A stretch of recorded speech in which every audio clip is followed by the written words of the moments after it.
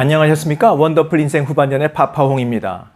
강남의 자산가들이 지금 어디에 돈을 넣고 어디서 돈을 벌어들이고 있을까요? 예전 같으면 꼬마 빌딩이나 강남의 오피스텔 등이 가장 먼저 떠올랐을 겁니다. 하지만 요즘은 상황이 많이 달라졌습니다. 강남 부자들은 빌딩에서 눈을 돌려 다른 곳에서 엄청난 수익을 올리고 있는데 그곳은 다름 아닌 고배당 ETF입니다. 여기에 강남 부자들이 뭉칫돈을 열심히 넣고 있다고 그래요. 왜일까요? 그건 바로 꼬마 빌딩보다 훨씬 더 짭짤하다는 이유, 바로 그 수익률 때문입니다. 대체 이 ETF의 수익률이 꼬마 빌딩에 비해 얼마만큼이나 좋길래 돈이 쏟아져 들어오는 걸까요? 올해 1분기 강남 오피스 시장이 조금씩 나아져서 임대료와 수익률 모두 오르고 공실률은 줄었다고 하지만 한국부동산원에 따르면 1분기 강남 오피스 임대 수익률은 연 4.3%에 불과했습니다. 여기에 매매 차익까지 포함하더라도 총 수익률은 약 10% 수준에 그친다고 합니다. 나쁘지 않은가요? 하지만 다음 얘기를 들으신다면 생각이 바뀌실 겁니다.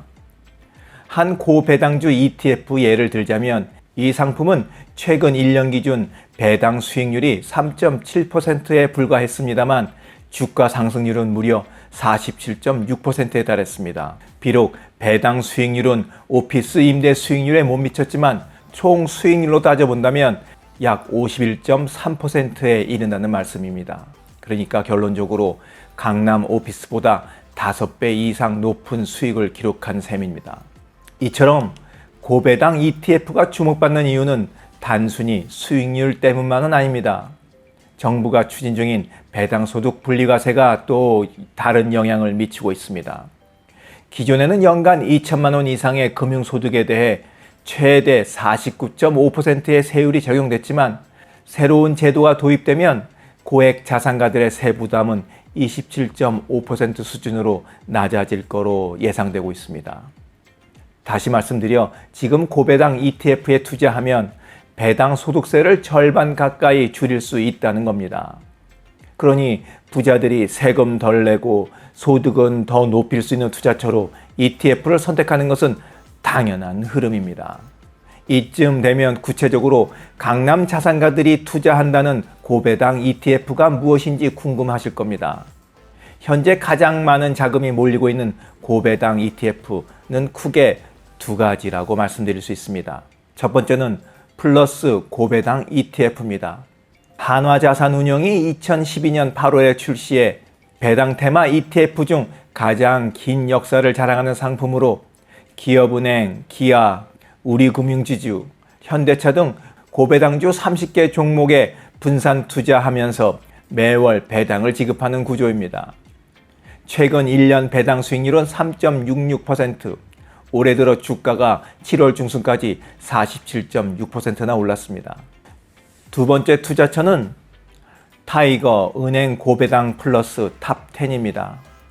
미래에셋이 운영하는 ETF로 우리금융, 신한, 하나, 기업은행 등 국내 은행주 10개에 집중 투자하면서 배당 수익률은 3.91%를 기록했습니다.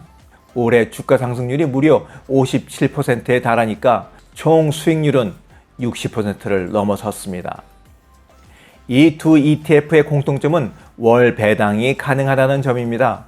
그리고 ETF 계좌를 통해 절세 효과를 누릴 수 있다는 점입니다. 말 그대로 수익률 더하기 세금 절감 더하기 매월 현금 흐름이라는 세 가지 혜택을 동시에 누릴 수 있는 상품이라는 말씀입니다. 이렇게 자금이 몰리니 가격이 비싸서 우리 같은 서민들은 어디 쳐다나 볼 수 있겠냐 생각하시는 분들이 계실 수 있겠지만 8월 1일 종가 기준으로 플러스 고배당은 주당 19,600원, 타이거은행 고배당 플러스 탑10은 18,395원이었습니다. 술 한잔 안 마시면 10주는 너끈히 사실 수 있겠죠. 강남의 PB센터에 따르면 예전에는 ETF를 추천해도 대부분 반응이 미적지근했지만 요즘은 자산가들이 먼저 ETF를 골라와서 이걸 사도 되겠냐 하고 재확인하고 묻는 상황이랍니다. 특히 부동산 수익률이 점점 낮아지고 대출 규제까지 겹치면서 자산가들은 오히려 유동성과 분산 투자가 가능한 금융상품에 주목하게 된 겁니다. 게다가 현 정부가 부동산보다 금융시장 육성에 집중하는 분위기고 총 주주 환원율 35%를 충족하는 은행들이 분리과세 기준에 가장 근접해 있다는 점도 ETF 투자를 부추기고 있다고 전문가들은 분석하고 있습니다. 하지만 주의할 점도 있습니다. 왜냐하면 고배당 ETF라고 해서 마냥 안전한 것이 아니기 때문입니다. 특히 타이거 은행 고배당 플러스 탑10처럼 은행주 중심으로 구성하다 보면 만에 하나 금융업 전반에 부정적인 변화가 생길 경우 리스크는 그대로 투자자에게 전가될 수 있습니다.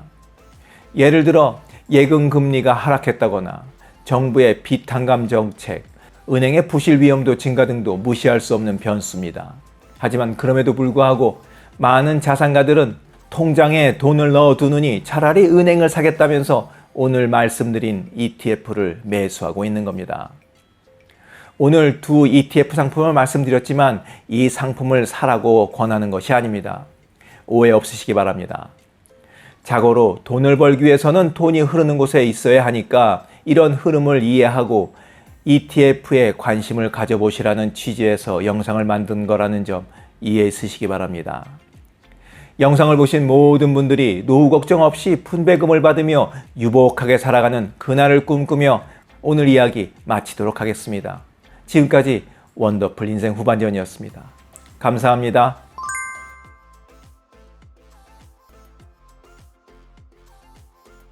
가깝지도 않고 멀지도 않은 친구분들이 필요하십니까? 그리고 오지랖 넓게 참견하지 않고 그저 응원과 격려를 해주는 친구가 필요하십니까? 그렇다면 네이버 카페에 실버들의 전성시대로 오시기 바랍니다. 그곳엔 33,000여 명이 넘는 회원들이 여러분들을 기다리고 있습니다. 댓글 맛집으로 이름난 네이버 카페 실버들의 전성시대에서 만나 뵙겠습니다. 감사합니다.